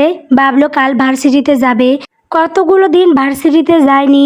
এর মধ্যে সাবা কয়েকবার এসেছিল তাকে দেখতে, আজও হয়তো আসবে বিকেলের দিকে। ইশিকা নানান জল্পনা কল্পনা করতে করতে নির্দার দেশে পাড়ি জমালো। তা দেখে রাইফা বেগম কাঁথা টেনে দিয়ে চলে গেলেন। বিকালের দিকে সাবা এসে উপস্থিত হলো। ইশিকা বারান্দার গ্রিল ধরে বাইরে দেখছিল। পিছন থেকে সাবা এসে চোখ চেপে ধরলো। ইশিকা জানে এটা সাবা, কারণ সে বারান্দা থেকে দেখেছে সাবা আসছে। তবুও ঢং করে বলল, কে কে? সাবা খিলখিলিয়ে হেসে উঠল। ব্যাপারটাই সে খুব মজা পেয়েছে। খিলখিলানো হাসি থামিয়ে দুষ্টু হাসি দিয়ে বলল, আমার মনে হয় কাব্য স্যার সত্যি তোর প্রেমে পড়েছে। তোকে এর আগে বললাম না স্যার বারবার তোর কথা জিজ্ঞেস করে? আজও করেছে স্যার। যদি পারতো তাহলে হয়তো তোর বাসায় এসে পড়তো, শুধু ভদ্রতার খাতিরে আসতে পারছে না মনে হয়। ইশিকা কিছু বলল না, সে এসবে তেমন একটা আগ্রহ পাচ্ছে না। আগের মতো করেই জানালা দিয়ে বাইরে তাকিয়ে রইল। সাবা তা দেখে আবার বলা শুরু করলো, তোকে তো বলতেই ভুলে গেছি, পরশুদিন আমাদের নবীন বরণ। কাল ভার্সিটি যাবি না? না করবি না? প্লিজ বল যাবি। কালকে আমরা নবীন বরণে কি পরবো, কি করব, সব প্ল্যান করব। ইশিকা মৃদু হেসে বলল, কাল আমি এমনিতেও যেতাম। অনেকক্ষণ গল্প করে সাবা সন্ধ্যার পর চলে গেল। ইশিকা সাবাকে বিদায় দিয়ে রুমে না গিয়ে ছাদে চলে গেল। ছাদের রেলিংয়ে বসে রাতের শহর দেখতে আলাদা রকম মজা। হালকা ঠান্ডা হাওয়া, ফুলের সুবাস, সব মিলিয়ে সুন্দর একটা মনোরম পরিবেশ। ইশিকা ক্যাম্পাসে আসতেই চোখ পড়ে কাব্যের দিকে। কাব্য অন্য একটা ছেলের সাথে হাত নামিয়ে কথা বলে কিছু একটা বোঝাচ্ছে। কাব্যকে দেখতেই ইশিকার মনে পড়ে যায় সাবার বলা কথাগুলো। এরই মধ্যে হঠাৎ পিছন থেকে আবা এসে চোখ চেপে ধরে। ইশিকা ভাবে হয়তো সাবা এসেছে। সাবার নাম নিতেই আভা হতাশ হয়ে চোখ ছেড়ে দিল। মলিন কণ্ঠে বলল, তুমি আমাকে চিনতে পারলে না? যাও যাও, সাবার কাছে যাও। ইশিকা কি বলবে বুঝতে পারছে না, পরিস্থিতি সামলাতে বলল, আরে আমার মাথায় তো অন্য কিছু ঘুরছিল, তাই বুঝতে পারিনি। আজকে কি ক্লাস হবে? ইশিকা জানে আজ ক্লাস হবে না, তবুও কথা ঘোরাতে জিজ্ঞাসা করলো। আবা উৎফুল্ল কণ্ঠে বলল, না আজকে কোনো ক্লাস নেই, চলো সবাই ওখানে বসে আড্ডা দিচ্ছে, আমরাও যাই। এই বলে আবা হাত টেনে নিয়ে গেল। কাব্য এখনও ইশিকাকে দেখেনি। যখন সে ছেলেটার সাথে কথা শেষ করে এদিকটায় তাকালো, তখন ইশিকা আবার সাথে অন্যদিকে চলে গেছে। কিছুক্ষণ আগে তাকালেই হয়তো ইশিকাকে দেখতে পেত। এতদিনের অপেক্ষার কিছুটা হলেও হয়তো অবসান হতো, কিন্তু ভাগ্য হয়তো চায়নি কাব্যের অপেক্ষার অবসান এত দ্রুত হোক। ইশিকা আর আভা বাকিদের সাথে বসে অনেকক্ষণ আড্ডা দিল। কে কী রঙের শাড়ি পরবে, কিসে পারফর্ম করবে, সব নিয়ে আলোচনা করলো। অন্যদিকে সিনিয়ররা বসে কিভাবে ক্যাম্পাস সাজাবে সেই সব নিয়ে আলোচনা করছিল। এর ভিতর ইশিকার চোখে পড়ল ওই দিনে সেই ছেলেটা যার সাথে ঝামেলা হয়েছিল। আশ্চর্য ব্যাপার, ছেলেটার হাতে প্লাস্টার করা, কপালে ঠোঁটে কালচে দাগ দেখে মনে হচ্ছে কয়েকদিন আগে হয়তো কেউ ইচ্ছে মতো মেরেছে। ইশিকা চোখ ফিরিয়ে নিল, মনে মনে বলল, নেতা খাতার ছেলেও মানুষের হাতে মায়ের খায়। বাহ, ভালোই হয়েছে মেরেছে। আবার হয়তো কোনো মেয়ের দিকে কুনজর দিয়েছে, তাই হয়তো ডিসুম ডিসুম খাইছে। দূর এই চেহারা দেখলেই তো রাগ উঠে যাচ্ছে। এর থেকে ভালো এর চেহারা না দেখে বাসায় চলে যায়। এই ভেবে ইশিকা বাসে যাওয়ার উদ্দেশ্যে সবার থেকে বিদায় নিল, কিন্তু সাবা থাকার জন্য জোর করতে লাগলো। ইশিকা তা নাকচ করে দিয়ে আভাকে ইশারায় উঠে পড়তে বলল। আবার হাত ধরে হাঁটছে ইশিকা। অন্যদিকে কাব্য এদিকটাই হাঁটছিল, কিন্তু নিয়তির ছিল অন্যরকম ইচ্ছা, তাই একবারও তাদের দেখা হলো না। ক্যাম্পাসে হঠাৎ দুই ছেলে মারামারি লাগায় কাব্য সেদিকটায় এগিয়ে গেল। ইশিকা চলে গেল কোথাও। মৃদুস্বরে গান বেজে চলেছে। ইশিকার কানে বাজলো কয়েকটা লাইন, যদি আবার দেখা হয় তোমার আমার ভুলে যেও সব অভিমান ছিল যত ঋণ আসো আমি শুধুই তোমার জানি, তুমি অন্য কারোর আমি দিশাহীন। গানের লাইনগুলো হয়তো কাব্যের কান পর্যন্ত পৌঁছে, কিন্তু বিশাল হট্টগোলের কারণে গানের দিকে হয়তো তার খেয়াল নেই। একই শহরে একই এলাকায়, তবু কত দূরত্ব। মানুষের মধ্যে দেখা হয় না, কথা হয় না। ধরণীতে আবছা অন্ধকার নেমে এসেছে। সূর্যমামা ডুব দিবে দিবে ভাব। ইশিকা বেতের চেয়ারে বসে বই পড়ছে, খুব মনোযোগ দিয়ে সে বইটা পড়ছে। একাধিকবার মেসেজ টোনে বই থেকে মনোযোগ সরল। বিরক্তি হয়ে ফোন হাতে নিল। আননোন নাম্বার, ছোট একটা মেসেজ। কাল নীল শাড়ি পরো নীলাম্বরী। ইশিকা মনে মনে ভাবল, এ আবার কে নতুন নাটক শুরু করছে? কাল তো এমনিতেই আমি নীল শাড়ি পরতাম। দূর, এখন আর পরবো না। নীল শাড়ি পরলে আবার ভাববে এই আননোন লোকের কথা শুনে নীল শাড়ি পরেছি, এর থেকে ভালো কালো শাড়ি পরবো। এইসব ভাবতে ভাবতে মেসেজের রিপ্লাই না করে নাম্বারটা ব্লক করে দিল। পুনরায় আবার বই পড়ায় মনোযোগ দিল। অন্যদিকে রিজভি সিঁড়ি বেয়ে উঠছে আর নামছে প্রত্যেক দিন। তো ইশিকার সাথে আসে, আজ আসছে না কেন? আসলে তো একটু লুকিয়ে এক ঝলক দেখতে পারতো। এখন আর রিজভি ইশিকার সামনে যায় না। সামনে পড়াটা ইশিকা খুব একটা পছন্দ করে না, এইটা রিজভি খুব ভালো করেই বুঝতে পারে। প্রেমাঙ্গিনী প্রেম চায় না, চায় হয়তো বিরহ কিংবা একাকিত্ব। শাড়ির এলোমেলো কুচি ঠিক করতে করতে সিঁড়ি বেয়ে নামছে ইশিকা। পার্পেল শাড়িতে অন্যরকম এক সৌন্দর্য ফুটে উঠেছে। সারা রাত ভেবেছে কালো শাড়ি পরবে, কিন্তু সকালে সে মতের পরিবর্তন ঘটল। মেয়ে মানুষের মতো আর চেহারা দুটো পরিবর্তনশীল। প্রথমবার প্রেয়সীকে শাড়িতে দেখে রিজভি এক নজরে তাকিয়ে রইল। ভেবেছিল ইশিকার সামনে আর আসবে না, যতটুকু পারবে নিজেকে আড়াল করবে, কিন্তু মন তা মানতে নারাজ। কিছুক্ষণের জন্য ইশিকাকে নিয়ে কল্পনার জগতে পাড়ি জমালো, কিন্তু সেই কল্পনা বেশিক্ষণ স্থায়ী হয়নি। ইশিকা সামনে এসে তরি বাজাতেই রিজভি কল্পনা থেকে বেরিয়ে এসে আমতা আমতা করতে লাগলো। ইশিকা বিরক্তিকে সূচক শব্দ করে বলল, এবারে রাস্তা আটকে ড্যাব ড্যাব করে তাকিয়ে আছেন কেন? জীবনে মেয়ে দেখেননি? ইয়ে মানে না মানে? হ্যাঁ মানে না। রিজভিকে এমন তোতলাতে দেখি ইশিকার মেজাজ খারাপ হলো। বিরক্তকর কণ্ঠে কিছু বলতে যাবে, এর মধ্যে আভা এসে ইশিকার উদ্দেশ্যে বলল, শাড়িতে তোমাকে অনেক সুন্দর লাগছে, একদম পরীর মতো। আজকে তো সবাই তোমার ওপর ফিদা হয়ে যাবে। ইশিকা মুচকি আসলো। একটা মেয়ে আরেকটা মেয়ের প্রশংসা করছে, অর্থাৎ তাকে সত্যি সুন্দর লাগছে। ধন্যবাদ, তোমাকেও কিন্তু অনেক সুন্দর লাগছে। থাক, আর পাম দিতে হবে না, চলো যাই, দেরি হয়ে যাচ্ছে। আমি বাইরে গিয়ে বাইক স্টার্ট দিচ্ছি, দ্রুত ইশিকাকে নিয়ে আয়। রিজভি আর চোখে ইশিকার দিকে তাকিয়ে আভার উদ্দেশ্যে কথাটা বলল। রিজভি চলে যেতেই ইশিকার আভার দিকে চেয়ে বলল, তোমরা যাও, আমি রিক্সা দিয়ে চলে যাব। তা বললে চলবে না, তোমাকে আমাদের সাথেই যেতে হবে। এই বলে আবার জোর করে ঈশিকাকে নিয়ে গেল। কাব্য দোতলায় দাঁড়িয়ে পুরো ক্যাম্পাসটা দেখছে। পুরো ক্যাম্পাস সুন্দর করে সাজানো হয়েছে। কিছু একটা নজরে আসতে মুখটা গম্ভীর হয়ে গেল। বাইকে বসা ঈশিকা, শুধু ঈশিকা নয়, ঈশিকার সাথে আরও একটি মেয়ে আছে, কিন্তু মেয়েটাকে কাব্যের নজরে লাগলো না। নজরে লাগলো ছেলেটাকে। চেক শার্ট পরা, গায়ের রং ফর্সা, গম্ভীর চোখে তা পরখ করলো কাব্য। কিছুক্ষণ পর ধীরে পায়ে সেখান থেকে প্রস্থান করলো, যেন ব্যাপারটা তেমন আহামরি কিছু না। ঈশিকা বাইক থেকে নামতেই কোথা থেকে যেন সাবা সামনে এসে হাজির হলো। ঈশিকার হাত টেনে ধরে বলল, কী রে, আসতে এত দেরি করলি কেন? এই বলে সাবা খেয়াল করলো রিজবিকে। ঈশিকার কানে কানে বলল, ছেলেটা কে রে? ঈশিকা বিরক্তকর কণ্ঠে বলল, ডঙ্গি, এইটা রিজবি, বাড়িওয়ালার ছেলে, চিনিস না? আমার বাসায় এতবার গেলি, ওকে দেখিসনি? সাবা হতাশ সুরে বলল, ওহ, মানে আবার ভাই?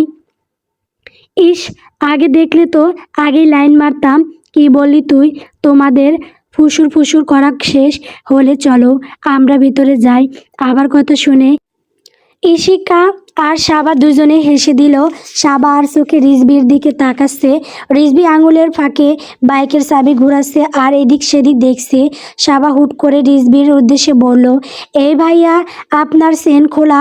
সাবার কথায় আরেক দফা হাসির রোল পড়ে গেল। রিজবির থতমত খেয়ে নিজের প্যান্টের চেনের দিকে তাকালো। কই না, তার প্যান্টের চেন তো আটকানোই। তার মানে মেয়েটা তার সাথে মজা করলো। রিজবি প্রশ্নসূচক চাহনি দিয়ে সবার দিকে তাকালো। রিজবির চাহনি বুঝতে পেরেও সাবারা শব্দ করলো না, উল্টো ঠোঁট টিপে হাসতে লাগলো। রিজবি প্রশ্ন করতে গিয়েও করলো না। ইস, ব্যাপারটা কি লজ্জার কেন যে সে নিজের প্যান্টের চেন চেক করতে গেল। সবাই যখন অনুষ্ঠান উপভোগ করতে ব্যস্ত, তখন মাস্ক পরা এক লোক বাইকের দিকে এগিয়ে যাচ্ছে। নিজের প্রয়োজনীয় কাজ সেরে লোকটা বাইকের দিকে তাকিয়ে একটা শয়তানি হাসি দিয়ে প্রস্থান করলো। অনুষ্ঠান জমে উঠেছে। মঞ্চে একদল মেয়ে গান করছে। এরপর সাবা নাচ করতে যাবে, তাই ঈশিকাকে বলল দোতলা থেকে যেন গুনগুন নিয়ে আসে। সাবার কথা মতো ঈশিকা গুনগুন আনতে উপরে চলে গেল। অনেক খোঁজাখুঁজির পর কাঙ্ক্ষিত জিনিসটি পেল। হাতের মুঠোয় ঘুঙুর নিয়ে শব্দ করে বাজাতে বাজাতে ঈশিকা সিঁড়ি দিয়ে নামছিল। অন্যদিকে কাব্য সিঁড়ি বেয়ে উপরে উঠছিল। কাব্যের চোখে চোখ পড়তে ঈশিকার অস্বস্তি হতে লাগলো। নীরব গম্ভীর চাউনি। ঈশিকা দ্রুত নামতে গিয়ে সাহিত্যে পা পিছিয়ে কাব্যের সাথে ধাক্কা খেলো। ভেবেছিল কাব্য হয়তো তাকে ধরে ফেলবে, সে হয়তো পড়বে না, কিন্তু কাব্য ধরল না। ঈশিকা ধপাস করে মেঝেতে পড়ল। এরপর কিছুক্ষণ পিনপিত নীরবতা। ঈশিকা ব্যথায় চোখ বন্ধ করে সেখানেই বসে আছে। কাব্য রুক্ষ কণ্ঠে বিড়বিড় করে বলল, ইডিয়েট, দেখে চলতে পারো না? এই বলে কাব্য এক মুহূর্ত দাঁড়ালো না, দ্রুত পা ফেলে উপরে চলে গেল। ঈশিকা অবাক চোখে সেই দিকে তাকিয়ে রইল। মনে মনে ভাবল, লোকটার মধ্যে ভদ্রতা নেই নাকি? অসভ্য লোক একটা। ওই দিনের ঘটনার পর যাও একটু ভালো মন হয়েছিল, কিন্তু আজকে ব্যবহার দেখে মনে হচ্ছে আস্ত শয়তান একটা। ঈশিকা দাঁতে দাঁত চেপে উঠে দাঁড়ালো। হাঁটুতে হালকা চোট লেগেছে, শাড়ির আঁচলটা ধুলো মেখে গেছে। চারপাশে কেউ দেখলো কিনা সেটা আগে খেয়াল করলো। সৌভাগ্যবশত সিঁড়িটা ফাঁকাই ছিল। অসভ্য লোক নিচু গলায় আবারও বলল সে। হাতের ঘুঙুরটা শক্ত করে ধরে ধীরে ধীরে নিচে নামলো। ব্যথা পেয়েছে ঠিকই, কিন্তু তার চেয়েও বেশি লেগেছে অপমানটা। একজন মানুষ ধাক্কা খেয়ে পড়ে গেলে অন্তত হাতটা বাড়িয়ে তোলা যায়, এইটুকু ভদ্রতা কি খুব কি বেশি কিছু? নিচে নামতেই সাবা দৌড়ে এলো। কিরে, এত দেরি করলি কেন? আর তোর মুখ এমন লাল কেন? ঈশিকা জোর করে স্বাভাবিক গলায় বলল, কিছু না, শীতে একটু পা পিছলেছিল। আভা খেয়াল করলো হাতে লালচে দাগ। এই তো রক্ত বেরোচ্ছে। বস, আমি ফার্স্ট এইড নিয়ে আসছি। রিজবি এতক্ষণে দূরে দাঁড়িয়েছিল, কথা শুনে ছুটে এলো। কি হয়েছে, পড়ে গেছো? ঈশিকা মুখ ঘুরিয়ে নিল। বললাম না কিছু না, কিন্তু রিজবি থামলো না। হাতের দিকে তাকিয়ে কপাল কুঁচকালো। এইটাকে কিছু না বলে দাঁড়াও। সে নিজের রুমাল বের করে আলতো করে ধুলো ঝেড়ে হাতে রুমাল বেঁধে দিল। ইশিকা প্রথমে হাত সরিয়ে নিতে চাইল, কিন্তু সাবা মুখ ভেঙচিয়ে কেটে বলল, এই সুযোগ হাতছাড়া করিস না, ফ্রি সার্ভিস। আবারও হাসির রোল উঠল। ঠিক তখনই দূরে হঠাৎ একটা চিৎকার। বাইকটা কার বাইক ওটা? কয়েকজন চমকে তাকালো। রিজভি পিছন ফিরে দেখলো তার বাইকের চারপাশে কয়েকজন ভিড় করেছে। সে দ্রুত এগিয়ে গেল ইশিকার পিছন পিছন। দেখা গেল বাইকের পিছনের চাকা বসে গেছে, টায়ার কেটে দেওয়া হয়েছে, পাশে ছুরি চালানোর দাগ স্পষ্ট। কে করলো এটা? রিজভির গলায় চাপা রাগ, আভা বিস্ময়ে। এতক্ষণ তো ঠিকই ছিল। কাব্য তখন সিঁড়ি দিয়ে নামছে, মুখ আগের মতোই গম্ভীর। ভিড় দেখে থামলো। কি হয়েছে? সাবা বলল, স্যার, কারো খুব শখ হয়েছে বাইকের টায়ার কাটার। কাব্যের চোখ একবার বাইকের দিকে একবার রিজভির দিকে গেল, তারপর স্থির হলো ইশিকার ওপর। হাতে ব্যান্ডেজের মতো বাঁধা রুমালটা লক্ষ্য করলো। উড়ন চণ্ডী উঠতে উঠতে পড়ে গেছো নাকি? কাব্যের গলা আগের মতোই রুক্ষ। ইশিকা ভ্রু কুঁচকে তাকালো। আপনার জানার দরকার নেই। কাব্য কিছু বলল না।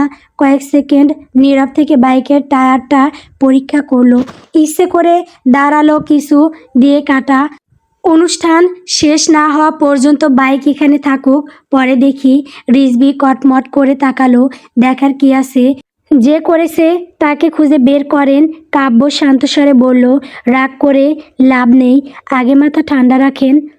সব কিছুতে মাথা গরম করলে হয় না। দুজনের চোখাচোখি হলো। অদৃশ্য এক টানাপড়ন যেন বাতাসে ভেসে উঠল। মঞ্চে তখন ঘোষণার শব্দ। এবার নাচ পরিবেশন করবে সাবা রহমান। সাবা তড়িঘড়ি করে ঘুঙুর নিল। ড্রামা পরে হবে, আগে আমার নাচ। সবাই একটু হেসে উঠল। সবার মধ্যে বাইকের উত্তেজনা খানিকটা কমলো। ইশিকা চুপচাপ দাঁড়িয়ে রইল। তার মন কিন্তু অন্য কোথাও। মনে মনে ভাবছে, বাইকের ঘটনাটা কি শুধু ফাজলামো, নাকি কারো পরিকল্পনা করে করা? মঞ্চের সামনে গিয়ে দাঁড়াতে দাঁড়াতে সে টের পেল কাব্যের দৃষ্টি তার ওপর। তবে এবারও সে দৃষ্টি আগের মতোই কঠোর। ইশিকার বুকের ভেতর দুঃখপুকানি বাড়ল। বিরক্তি, কৌতূহল আর অজানা এক অনুভূতি একসাথে জট বেঁধে গেল। টানা টানা চোখ, ফর্সা বরণ দুই গাল, পরনে তাহার শাড়ি, মেঘ বরণ কেশ, সব মিলে আমি শেষ। কাব্যের বিড়বিড়িয়ে বলা কথাটা আবার ইন্দ্রিয় ভেদ করে যেন হৃদয়ে গিয়ে লাগলো। আবার ঠোঁটের কোণে আপনা আপনি লাজুক হাসি এসে পড়ল। যদি সে আজ কাব্যের পাশ দিয়ে না যেত, তাহলে বাক্যগুলো হয়তো কখনো শুনতে পারতো না। লোকটার হাসি এত সুন্দর যে আভা নিজ ডিপার্টমেন্ট ছেড়ে প্রায় আসতো লোকটার হাসি দেখতে। যদিও কাব্য তার স্যার, তাতে কি, বিয়ে করলে জামাই হয়ে যাবে, এই ভেবে মুচকি এসে কাব্যের কথার উত্তর দিতে যাবে, তখনই দেখে কাব্য সেখানে নেই। ওই মুহূর্তে আভা যেন একটু হকচকিয়ে গেল। কাব্য যে কথাগুলো বলল সেগুলো কার জন্য? সে কি অন্য কাউকে দেখে বলছিল নাকি? আবার বুকের ভেতর কেমন যেন কাঁপুনি উঠল। এতদিন ধরে দূর থেকে মানুষটাকে দেখে এসেছে, তার গম্ভীর মুখ, কথা কম বলার স্বভাব, সব কিছুই আবার অদ্ভুত ভালো লাগতো। আজ প্রথমবার কাব্যের মুখে এমন নরম কবিতার মতো কথা শুনল। কিন্তু কথাগুলো কি তার জন্য না? এই ভাবনাটাই কেমন তেতো লাগলো।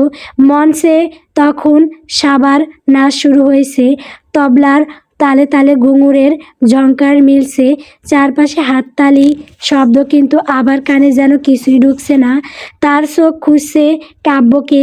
কাব্য একটু দূরে দাঁড়িয়ে আছে, ভিড়ের বাইরে।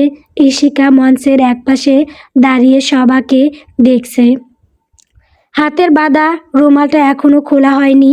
রিজভির পাশে দাঁড়িয়ে আছে, মাঝে মধ্যে ইশিকার দিকে তাকাচ্ছে। আবার ধীরে ধীরে কাব্যের দিকে এগিয়ে গেল। গলা একটু শুকিয়ে গেছে, তবু সাহস করে বলল, স্যার, অনুষ্ঠান কেমন লাগছে? কাব্য একবার তাকালো, তারপর স্বাভাবিক কণ্ঠে বলল, ভালো। আবার দৌড়ে চলে গেল। কাব্য অবাক হলো। মেয়েটাকে তার চেনা চেনা লাগছে, কোথায় যেন দেখেছে, কিন্তু মনে করতে পারছে না। আবার ভাবলো কোনো স্টুডেন্ট হয়তো তার চেনা চেনা লাগছে, কিন্তু মেয়েটার এত খুশি হওয়ার কারণ কি? কাব্য আশ্চর্য হয়ে ভাবলো সময় চলেছে আপন গতিতে, কিন্তু ঈশিকার জীবনে যেন কোনো পরিবর্তন নেই। ও একটা পরিবর্তন হয়েছে, সেটা হলো কাব্যের সাথে ঝামেলা আরও বেড়েছে। বাড়বে না বা কেন? লোকটা ঈশিকাকে কথায় কথায় খোঁচা মারে, অপমান করার একটা সুযোগও হাতছাড়া করে না। কে যেমন কালকে ক্লাসের ঘন্টায় যা হলো, ঈশিকার কলম পড়ে গেছে, সে সেইটা তুলতে নিচে ঝুঁকেছে। এর মধ্যে কাব্য স্যার খোঁচা মারা কণ্ঠে বলে উঠল, কলম উঠছাচ্ছ নাকি মাটির নিচে ঢুকে যাচ্ছ? এরকম নানান কথা বলে অকারণে অপমান করলো, শুধু এতেই শান্তি হয়নি। সে তার রাগী মুখটাকে আরও রাগী করে কর্কশ কণ্ঠে বলল, অমনোযোগী মেয়ে, এখনই ক্লাস থেকে বের হয়ে কানে ধরে দাঁড়িয়ে থাকবে। এই বলেই ঈশিকাকে তার নাক বরাবর দরজার সামনে কান ধরিয়ে দাঁড় করিয়ে রেখেছিল। এটা কি তার সাথে মানায়? সে কি স্কুলে পড়া বাচ্চা নাকি যে কান ধরে দাঁড় করিয়ে রাখবে? সে হলো অনার্স পড়ুয়া দামড়ি মেয়ে। রাগে দুঃখে ঈশিকার চোখে জল জমলো, কিন্তু তবুও পাষাণ লোকের মন গলল না। আজ না জানি পাষাণ লোকটা তাকে কিভাবে শাস্তি দেয়। এই ভাবতে ভাবতে ঈশিকা রিক্সা থেকে নেমে বাড়া দিল, দ্রুত পায়ে ক্লাসের দিকে এগিয়ে গেল। অনেকটা দেরি হয়ে গেছে। প্রথম ক্লাস ওই পাষাণ লোকের। ঈশিকার ইচ্ছা করছে না ক্লাসে যেতে, কিন্তু ক্লাসে না গেলে আবার পরের ক্লাসে ইচ্ছা মতো ঝাড়বে, তাই তার যাওয়াই লাগবে। May I coming sir? Kabya প্রত্যেক দিনের মতো নিজের গম্ভীর চেহারা নিয়ে ঈশিকার দিকে তাকালো। তা দেখে ঈশিকা ভয়ে কাঁপতে লাগলো, না জানি এখন আবার কি বলে অপমান করে। যা ভাবলো তাই কাব্যের কর্কশ কণ্ঠস্বর ভেসে আসলো, এইটা কি তোমার মামার বাড়ি? যখন খুশি তখন আসবে। কাব্যের প্রশ্নের উত্তরে ঈশিকার বলতে ইচ্ছে করলো, হ্যাঁ, এইটা আমার মামার বাড়ি, যখন খুশি আসবো, যাব। আপনার কি? মনে মনে এইসব বললেও সামনে বলল, সরি স্যার। আর দেরি হবে না, ভেতরে আসি। কাব্য মুখ কুঁচকে হ্যাঁ সূচক মাথা নাড়তেই ঈশিকা ভদ্রভাবে সবার পাশে গিয়ে বসলো। এই কাব্যাডার সমস্যা কি ভাই? তোর পেছনে এমন পইরাও রইছে কেন? সাবার কথা শুনে ঈশিকা ফিসফিসিয়ে বলল, শালা, মনে হয় প্রথম দিনে থাপ্পড়ের শোধ তুলতেছে। তা মনে হয় না। তাহলে ওই দিন ওই ছেলের হাত থেকে তোরে বাঁচাইলো কেন? তোর মাথায় গবর নাকি? ওইটা যে কোনো মেয়ে হলে বাঁচাতো। উম্ম, তাও ঠিক। সাইলেন্ট। সবার অ্যাসাইনমেন্ট জমা দাও দ্রুত। কাব্যের কথা শুনে ঈশিকা কিছুটা সকালে শান্ত থাকলো। সে কাল রাতে বসে বসে গল্পের বই পড়েছে। রাত বেশি হওয়ায় আর অ্যাসাইনমেন্ট করেনি। তাতে কি সে আগের প্ল্যান করে রেখেছে? কি অজুহাত দিবে? সে আরেকবার নিজের ফেক আইডিতে গিয়ে মেসেজগুলো পড়ে নিল। তার ভাগ্য ভালো সে সকালে উঠে অজুহাত বের করে তা আবার নোট করে রেখেছিল, না হলে তো আজকে তার ইন্নানিল্লাহ হয়ে যাওয়ার সম্ভাবনা ছিল। এই ভেবে মুচকি হাসলো ভাবনার মাঝে কাব্য। স্যার বিরক্তি মাখা কণ্ঠে বলল, অ্যাসাইনমেন্ট জমা দিচ্ছ না কেন? এখানে নিজের চেহারা দেখাতে এসেছো নাকি? ঈশিকা অপমানিত বোধ করলো, তবুও ঠোঁটের হাসি বজায় রেখে বলল, আরে স্যার, কাল আমার খালার মেয়ের নাতি হয়েছে না, মানে খালার মেয়ের খালু হয়েছে। ইয়ে মানে না মানে? ঈশিকার কথা শুনে পুরো ক্লাস উচ্চস্বরে হেসে উঠল। পড়াশোনা ভালো করে করলে হয়তো এই ডায়লগগুলো খুব সুন্দর করে মুখস্থ হয়ে যেত। তোমার বলতে না পারা কথাগুলো আমি বলে দেই। এই বলে কাব্য বলতে শুরু করলো, কাল তোমার খালাতো বোনের ছেলে হয়েছে, আর তুমি সেখানে তাকে দেখতে গিয়েছো। তারপর তোমার বাসায় আসতে খুবই দেরি হয়ে গেছে, আর তাই তুমি অ্যাসাইনমেন্ট করতে পারোনি। তাই তো। ঈশিকা মাথা নেড়ে সম্মতি জানালো। কাব্য তা দেখে ক্লাস কাঁপিয়ে একটা ধমক দিল। ধমক শুনে ঈশিকার শরীর থেকে আত্মা বের হওয়ার উপক্রম। ফাজলামি করো? হ্যাঁ, ফাজলামি করো। যাও, ক্লাস থেকে বের হয়ে যাও।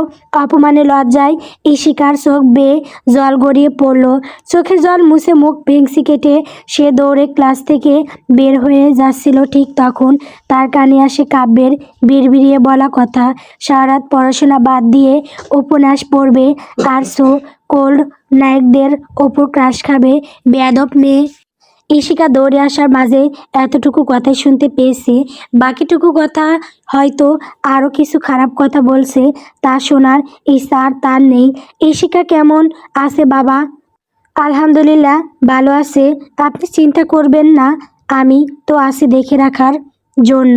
হ্যাঁ বাবা, তোমার উপর ভরসা করেই কোনো নিশ্চিন্তে আছি। আলিয়া খাতুনের কথা শেষ হলে আরও কিছু কথাবার্তা বলে ইশতিয়াক আহমেদ ফোন রাখলেন। প্রত্যয় পুরো আসিফ মির্জার মতো নরম মনের মানুষ, এই জন্য মেয়েকে নিয়ে ইশতিয়াক আহমেদ ততটা চিন্তিত নন, কিন্তু আলিয়া খাতুন ভীষণ চিন্তিত। তার মতে একটা ছেলের ভরসায় মেয়েকে ফেলে রাখবেন নাকি তাদের উচিত ইশিকাকে গিয়ে নিয়ে আসা, কিন্তু ইশতিয়াক আহমেদ তা মানতে চাইছে না। স্বামীকে কিভাবে বোঝাবে সে? সমাজের লোকজন উল্টোপাল্টা কথা বলে তার মেয়েকে নিয়ে এসব শুনতে তার মোটেও ভালো লাগে না। কোনো মায়ের বা শুনতে ভাল লাগবে তার মেয়েকে নিয়ে খারাপ কথা? অন্যদিকে রাফিদা বেগম সারা ঘর জুড়ে পায়চারি করছে, তার মাথাটা বনবন করছে, তবু সে পায়চারি করা বন্ধ করছে না। আসিফ মির্জা বিছানায় শুয়ে বারংবার করে মানা করছে এভাবে পায়চারি না করতে, কিন্তু কে শোনে কার কথা? কিছুক্ষণের মধ্যে রাফিদা বেগম ধপাস করে বিছানায় বসে পড়ল, আর পারছে না পায়চারি করতে।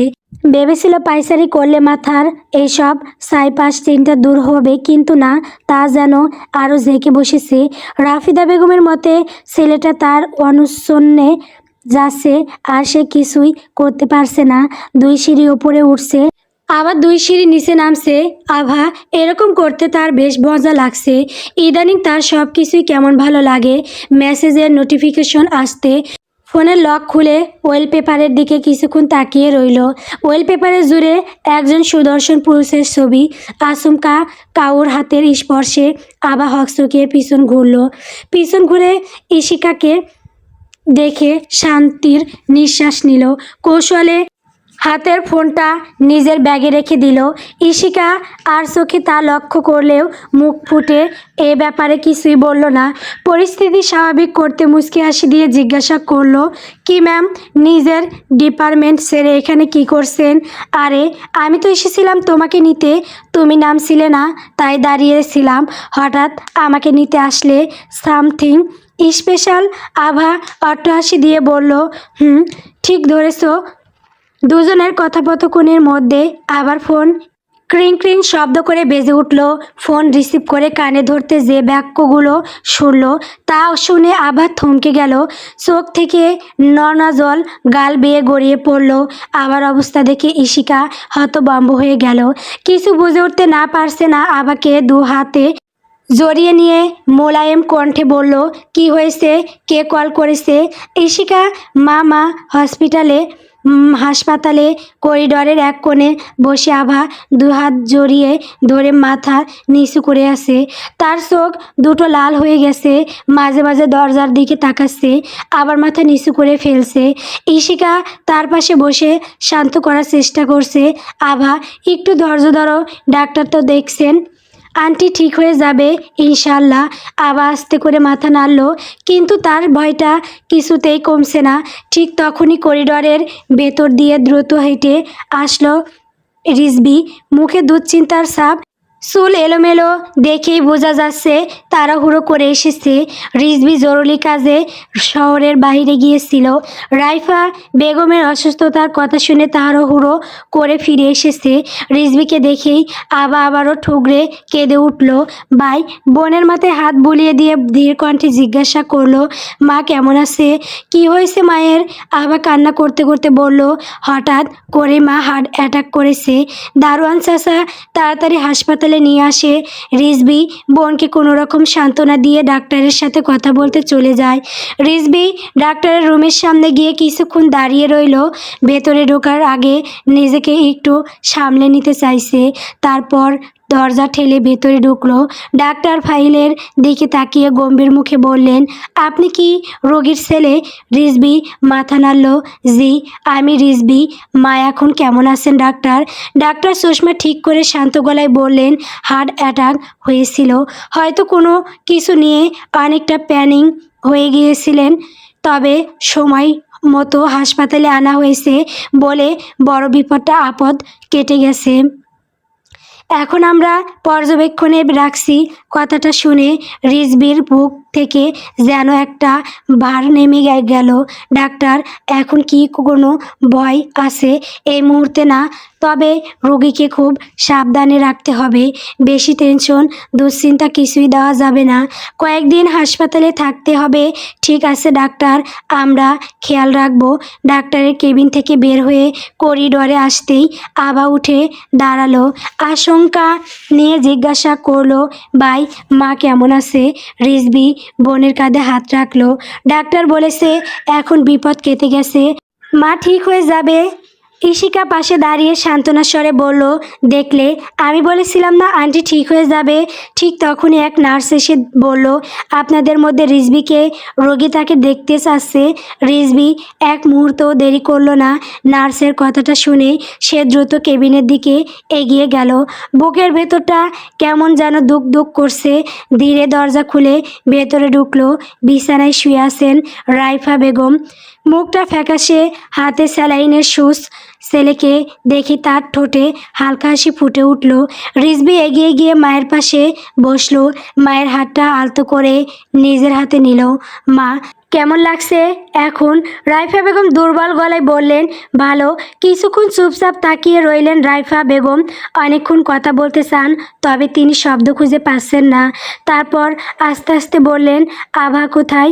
বাইরের আছে, খুব কাঁদছিল, তাই একটু শান্ত হতে বলেছি। রাইফা বেগম চোখ বন্ধ করে থাকলেন।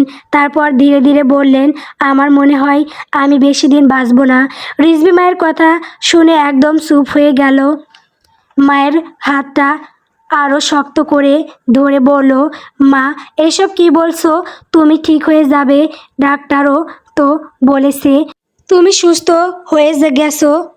রাইফা বেগম মাথা নাড়লেন, ঠোঁটে মলিন হাসি। শরীরের ভেতরটা কেমন ফাঁকা লাগে, জীবনটা কতটুকুই বা বাকি। তাই একটা ইচ্ছে আছে। রিজভি একটু অস্বস্তি নিয়ে বলল, কী ইচ্ছে? রাইফা বেগম কিছুক্ষণ ছেলের মুখের দিকে তাকিয়ে থাকলেন। তারপর ধীরে বললেন, আমি তোর বিয়েটা দেখে যেতে চাই। কথাটা শুনে রিজভির মুখটা কেমন শক্ত হয়ে গেল। কয়েক সেকেন্ড সে কোনো কথা বলল না। মনে হলো হঠাৎ করে কেউ তাকে খুব কঠিন একটা জায়গায় দাঁড় করিয়ে দিয়েছে। মা, এখন এসব কথা না বললে হয় না। রাইফা বেগম চোখ শুরু করে তাকালেন। কেন, তোর কি কারোর সাথে সম্পর্ক আছে?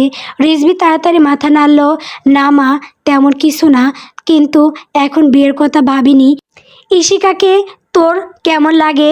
মা হারা মেয়েটা সৎমার অত্যাচার সহ্য করে বড় হয়েছে। আমার অনেক মায়া লাগে মেয়েটাকে দেখে, দেখতে শুনতেও ভালো। আমি চাই তুই ওকে বিয়ে কর। রিজভি চুপ করে রইল।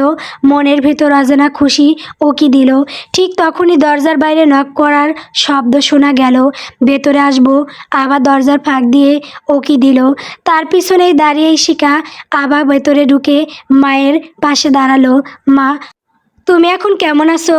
রাইফা বেগম মেয়ের গালে হাত বুলিয়ে দিলেন। আমি ঠিক আছি। রাইফা বেগমের দৃষ্টি এবার ইশিকার দিকে গেল। কয়েক সেকেন্ড তিনি তাকিয়ে রইলেন। রাইফা বেগম মৃদু গলায় ডাকলেন, ইশিকা মা, কাছে আয় তো। ইশিকা ধীরে ধীরে এগিয়ে এলো। বিছানার পাশে দাঁড়াতেই রাইফা বেগম তার হাতটা আলতো করে ধরে ফেললেন। জানিস মা, ওদের বাবা যখন দুর্ঘটনায় মারা যায় তখন রিজভির বয়স ছিল মাত্র 7 বছর। আর আবার তখনও ঠিক করে কথা বলতে শিখেনি, মাত্র 2 বছরের ছোট্ট শিশু। হঠাৎ করে যেন আমাদের জীবনে অন্ধকার নেমে এলো। ছেলের অকাল মৃত্যু সইতে না পেরে কিছুদিনের মধ্যেই আমার শাশুড়িও চলে গেলেন। আমার নিজের মা তো অনেক আগেই মারা গিয়েছিলেন। শাশুড়িকেই আমি মায়ের মতো করে গিফট পেয়েছিলাম। তার স্নেহ, তার আদর সবই ছিল আমার পাওয়ার শ্রেষ্ঠ ভালোবাসা। কিন্তু তাকেও হারিয়ে যেন আমি একেবারে একা হয়ে গেলাম। তখন শুধু এই 2টা ছোট্ট সন্তানের মুখের দিকে তাকিয়ে বেঁচেছিলাম। রাইফা বেগম একটু থামলেন। পুরনো স্মৃতিগুলো হঠাৎ করে বুকের ভেতর ভিড় করছে। রিজভি চুপচাপ মায়ের কথা শুনছিল। ইশিকা রাইফা বেগমের হাত একটু শক্ত করে ধরল। আন্টি, এসব কথা এখন না হয় থাক পরে শুনবো, আগে আপনি সুস্থ হন। ইশিকা মা, তোকে এত কিছু বলছি এর একটা কারণ আছে, এগুলো এখনই হয়তো বলা দরকার। আমি চাই তুই আমার মেয়ে হয়ে সারা জীবন আমার কাছে থেকে যা। কথাটা শুনে ইশিকা থম মেরে দাঁড়িয়ে রইল। আবার প্রথমে অবাক হয়ে মায়ের দিকে তাকালো, মুখে একটা দুষ্ট হাসি ফুটে উঠল। মানে মা কি ভাইয়ার ইশিকার বিয়ের কথা বলছে? রিজভিও একটু অপ্রস্তুত হয়ে গেল। রাইফা বেগম আবার বললেন, আমি জোর করছি না মা, শুধু একটা ইচ্ছে বললাম, যদি তোমাদের দুজন রাজি থাকো তাহলে আমি নিশ্চিন্তে থাকতে পারি। আবার এবার মুচকি হেসে বলল, ভাই তুমি কিছু বলছো না কেন? রিজভি একবার মায়ের দিকে একবার ইশিকার দিকে তাকালো।